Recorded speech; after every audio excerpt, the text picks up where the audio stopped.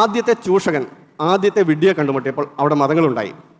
ഇന്നും ചൂഷകന്മാർക്കും വിഡ്ഢികൾക്കും യാതൊരു പഞ്ഞവുമില്ലാത്തതിനാൽ ഈ പരിപാടി നിർബാധം തുടർന്നുകൊണ്ട് പോവുകയും ചെയ്യുന്നു. ഈ ചിത്രത്തിൽ കാണുന്ന ദൈവങ്ങൾ സിയോസ്, ജൂപ്പിറ്റർ, തോർ, ഓട്ടൻ, ഏൽ, ഏമുൻ, വിരാക്വച്ച, മർദൂക്ക്, മിക്തലാച്ചുട്ടിൻ ഇവരാരും ഇന്നില്ല.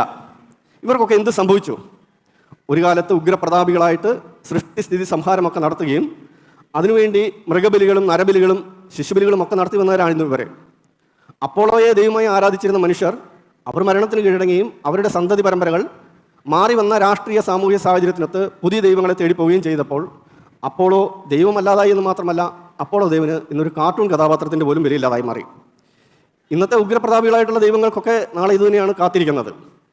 നമ്മളിങ്ങനെ ചരിത്രത്തിലൂടെ ഒന്ന് കണ്ണോടിച്ചാൽ ഇങ്ങനെ വേഷം മാറി കടന്നു പോകുന്ന ഒട്ടനവധി ദൈവങ്ങളെ നമുക്ക് കാണാനായിട്ട് സാധിക്കും.